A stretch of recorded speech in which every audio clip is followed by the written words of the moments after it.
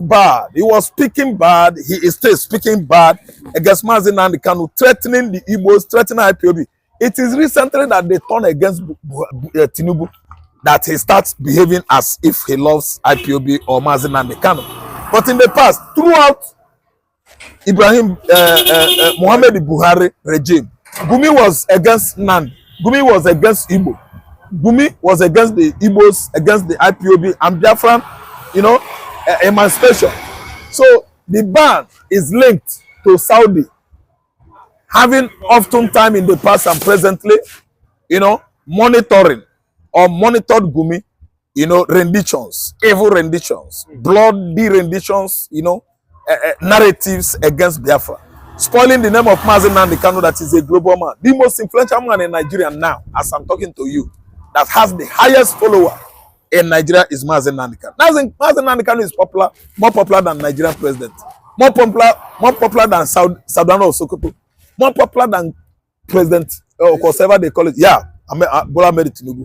The most popular man we have now, that is enjoying popularity, fame, even in the north, everywhere. The Hausas, the Fulanis are clamoring for his release. Why? Tinubu release Igbowe is working free. Mazi Nnamdi Kanu is in. The Hausas don't like it. The mid-belters, they don't like it. Even Yorubas, they don't like it. So Mazi Nnamdi Kanu is linked to, let me use the word extradition. Extradition, because he was there. The deportation and extradition, they are almost the same. I don't really understand, because it is the same document. For you to deport a foreigner, it is when he constitutes problem or nuisance in your country, you have right to deport him.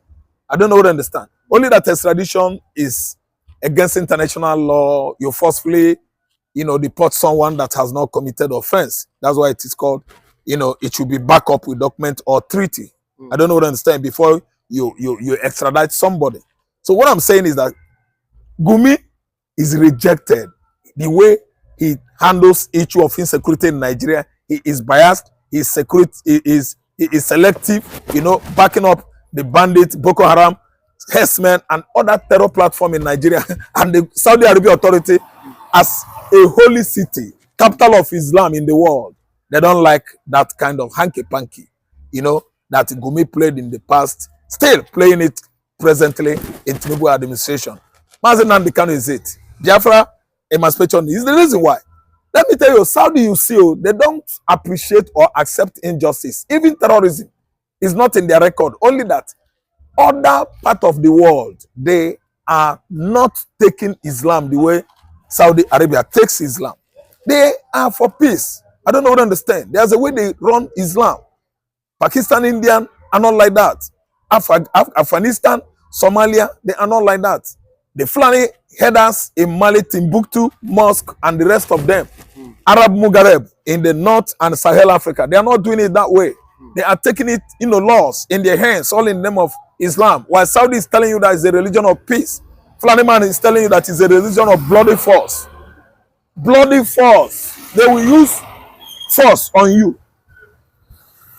Disaliving many non-Muslim faithfuls. That's why I see Saudi Arabia actually as a country that,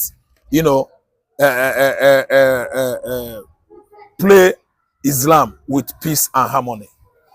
Gumi is bandits. Boko Haram is, Gumi is romancing Boko Haram, romancing headers terrorism in Nigeria. He is selective. He likes disaliving deaths of Christians in Nigeria. Don't you know that America is Saudi? That's one thing they don't know. America is the greatest ally of Saudi Arabia. That's why you see Saudi turning their back on the way Nigeria is practicing Islam. They practice Islam with blood. They practice Islam with discrimination and bigotry. And there's no how Saudis, let me tell you, Saudi could accept any cleric from North. Look at Mamu. Mamu is only for the axis of evil. He was heading there towards axis of evil. That's Yemen, Iraq, Iran, mostly. That's why they arrested him. He was apprehended in Cairo airport. Have you seen him again? America arrested him. They conducted searches in his houses. They discovered many documents that linked Mamu to Hamas, Hezbollah, and Al Qaeda in Yemen, and his best friend is Gumi. Sorry, excuse me. You know what happened? He should go in for it, even if arrested him for discrediting, yes, messing up the holy city of Muslims. I think he should go to jail there, or they bring him back. Even if they bring him back, they have brought him back now. DSS could not investigate him properly. For Saudi to have done that, Gumi is a terrorist. I'm saying it, not allegedly. Yes.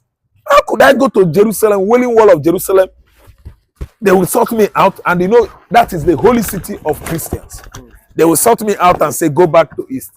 It means there are many, yes, many, you know, ace up my sleeve. It means I am found, you know, culpable of bloody criminalities, one way or the other. That's why Jerusalem could do that.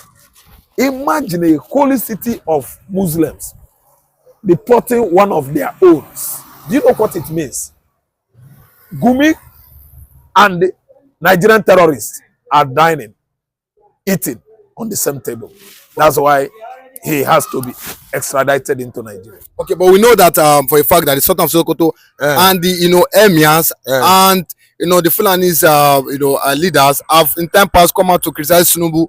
Do you not think that they feel that Tinubu have an hand in this? The Fulanis, do you think they'll be happy with what is going on? No, they are not. They are going to be distraught. It days them. It intoxicates them as I'm talking to you now. The Fulani Janjaweeds are not happy because the whole world obviously has known that Fulanis are Muslims in Nigeria, and they are bloody terrorists. See, extradition of Gumi, let me link it to Somalia, Al-Shabaab, Al-Qaeda, affiliation, Hezbollah and Hamas. Saudi is American, remember I said it, because they have their biggest ally on earth today, Americans. You know why? Let me just insert a small example.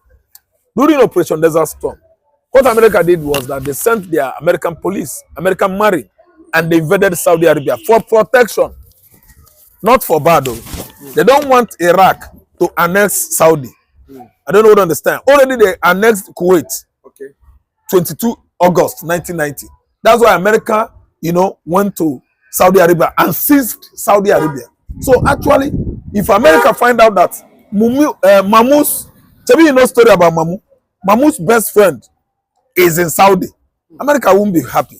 America, I'm telling you, the protection of Gumi from Saudi Arabia has a strong, let me say, link with the United States of America. I'm telling you, with all alacrity. I'm telling you with all clarity, America has hand in it. Gumi, I repeat again, is a terrorist.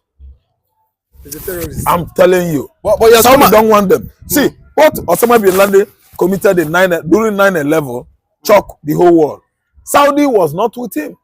Saudi excommunicated him and banned him, declared him a persona non grata, an undesirable element, and opened door for him not to come back to Saudi again. Why? And what are the reasons behind Osama bin Laden taking solace in Afghanistan and Pakistan, where he finally apprehended and brought dead back to Washington and was buried off the coast of Belize in the Central America. I don't know what to understand. So America played important role on extradition of Gumi, Sheikh Gumi. Okay, but a lot of people have come and criticized Gumi. They brought out his old finding where he said the Nigerian government should give him the opportunity to negotiate with Bandit, that he knows where they are. He's a terrorist. I repeated it. He's a terrorist. He knows where they are. He's a terrorist. He knows their modus operandi is a terrorist. Their mode of operation, Gumi could tell us the better. Garba Chehu, have you forgotten him? The errand boys to the Buhari administration and the Boko Haram and Bandit. He negotiates with them. He was the one that approved farmers in Northeast paying tolls. Have you forgotten in the haste? Tolls, fees to Boko Haram to allow them, going farm. Yes. For Boko Haram to allow those farmers, they pay toll. Who are the negotiators? Garba Shehu and Sheikh Gumi. I don't know what to understand. America has CIA all over the world. And with Office of Global Access, America could operate everywhere. They see what is happening. I'm telling you. Don't be surprised that Kingdom of Saudi Arabia, the prince himself, from Bin Laden, Bin family, King Fars, they are all CIA agents. They don't like terrorism. Saudi is for peace. It is the Fulani Janjaweeds and other Arab Mughrebs in northern Africa and Sahel country that are constituting terrorism across Middle East, Europe, and northern Africa. Okay, with this now, you're not convinced that Namdi Kanu and ECPA have been vindicated as regards what is Two of them has been vindicated. America is taking records of what is happening in Nigeria. Have you forgotten when Trump was struggling to come for the second time in 2020? He questioned Buhari, why are you killing Christians in Nigeria? America is the police of the world, using Saudi Arabia as their main military base in Middle East, Arab world. America is Saudi, I've said, maintaining it. So anything Sheikh Gumi, Mamu constitutes insecurity for the states. United States of America. That's why none of these negotiators between Nigeria and terrorists could set feet on Saudi Arabia and go scot-free. They will either be arrested or extradited or deported. And they've seen it playing out.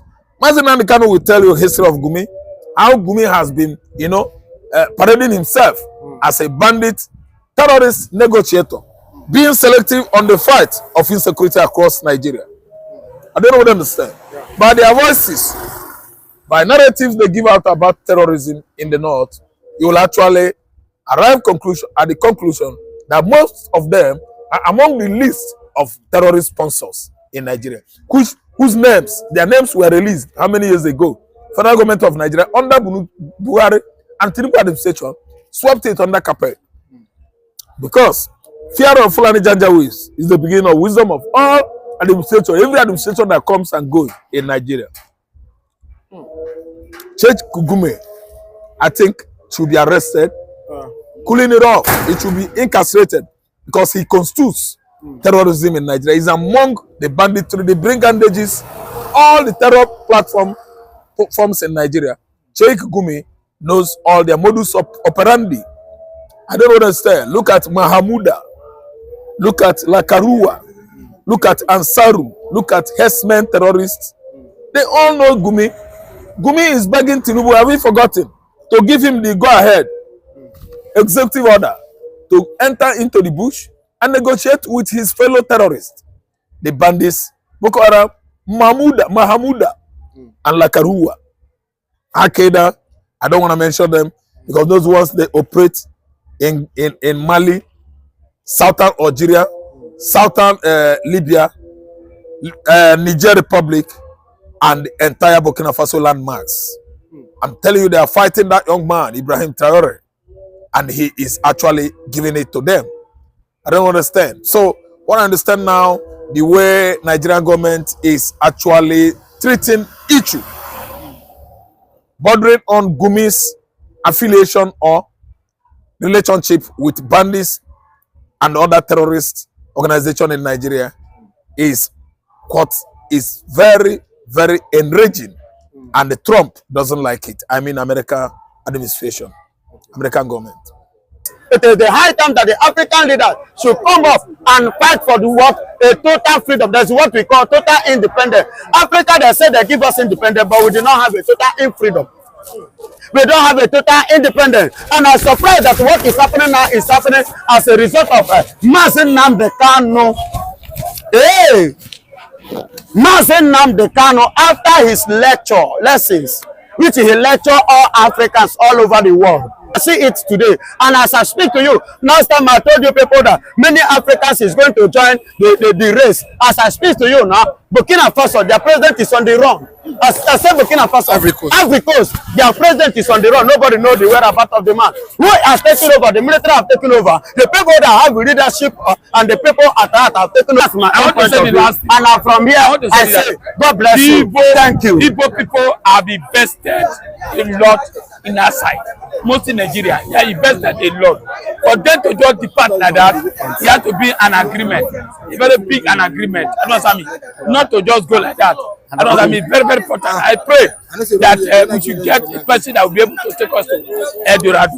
So we have only but one. My beloved brother, I want to tell you this. The John, Mr. John, that I have said saying this thing to the people of Africa, the leaders of Africa, that the time has come for the African leaders to rise up from their slumber, to rise up from their weakness, to rise up from their wickedness, to come out of their dungeon, to come out of their prison gate, to come out of their cage, to come out of the darkness that the British and the France are placed on them. He said, it is high time you reason, you think. It is high time you wake up from your slumber, you wake up from sleeping. My brother, my brother, my brother, I love what the AU, African Union, that is the meaning. The African Union leader has said, he tried to ginger up and he tried to cheer up all African leaders. He wants them to know, to wake up from their slumbers, because the way they are ruling Africa, the way they are doing things, it is improper and it is inhuman. They should have, listen to me. By now, Africa is supposed to have been challenging the Europeans, because what the Europeans are using to develop their country, are you hearing me? They are getting it from here, Africa. 70% of the uranium that they are using to develop France and the British is coming from Africa. Are you hearing me? So the 30% come from their region, and yet they keep our continent, they put our continent in darkness, in the state of underdeveloped, where they are using what they get from Africa to develop their own country. That is wickedness. It is the high time that the African leaders should come up and fight for the what? A total freedom. That's what we call total independence. Africa, they say they give us independence, but we do not have a total freedom. We don't have a total independence, and I'm surprised that what is happening now is happening as a result of Namdi Kanu. Hey, Namdi Kanu, after his lessons, which he lectured all Africans all over the world, which he lectured the people that need to know. He lectured them, he made them to know. And that is what motivated all the African leaders. You can see something that is happening today in Burkina Faso, in person of Captain Ibrahim Traoré. You can for justice for Africans and people of African descent through reparations. As the AU champion for this critical cause, I'm deeply committed to working with you all to achieve this vital objective. For too long, the legacy of slavery, colonialism, and neo-colonialism has cast a long shadow on the lives and progress of Africans and people of African descent. These historical injustices have left deep scars. Reparations are not merely about financial compensation, they're about acknowledging the profound and enduring damage inflicted upon our people, with those responsible, and to advocate tirelessly for our rights. I call upon my colleague African leaders, civil society organizations and youth groups, and members of the diaspora to join hands in this important endeavor. Let us work together to build a future where justice prevails, where the wounds of the past are healed, and where the potential of every African and person of African descent is fully realized. Let Africa Day 2025 be a turning point.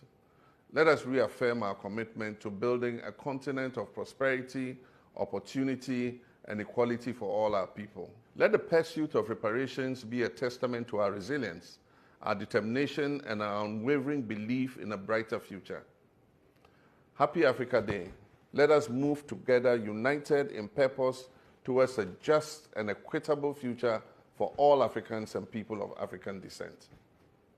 I see it today. And as I speak to you, last time I told you people that many Africans is going to join the race. As I speak to you now, Burkina Faso, their president is on the run. As I said, Burkina Faso, Ivory Coast, their president is on the run. Nobody knows the whereabouts of the man. Who has taken over? The military have taken over. The people that have leadership and the people at heart have taken over. Burkina Faso, I said Burkina Faso. I don't know why I always mention, because I love that man. Cote d'Ivoire, you know, they have taken over Cote d'Ivoire. Do you know why? They are using Cote d'Ivoire as an axis to attack Burkina Faso. Are you hearing me? So Africa need a total war to freedom from all this colonial janjaweed. Has it partially been colonized? Partially. Yes, Africa, all over the world, all the continent of Africa are partially being ruled, partially being controlled, because we doesn't have a full hand on our resources. Let me take a look at this. For your information, Tinker Island Deportation in Nigeria, you see seaport in Nigeria, the headquarters, the office is not here in Nigeria. If you doubt, you can Google it. The major headquarters is not here in Nigeria, but in UK. Why should it be in UK? My brother, you say you give somebody independent, but like in Cameroon now, if I tell you that the Central Bank of Cameroon is not in Cameroon, but in France, the money that they are using, French are the one controlling it. Why should they be so? And you say you give them independent. What is the sense of independent? Whereby they cannot control their money, they cannot control their resources, they cannot control their finances, they cannot control every blessing that God has blessed them with. Are you hearing me? So what makes them independent? So they are partially independent, not full independent. Are you hearing me? So, but this time around, thank God for somebody like Namdi Kanu, who has woken all the African spirits up from the ancestral down to our time. The ancestral, our leaders, our fathers, our grandfathers, the great-grandfathers, the forefathers who have made a mistake. In their grave now, they have realized they have made a mistake. Their spirit is waking up to do what? To champion and empower, to motivate we that are the living ones.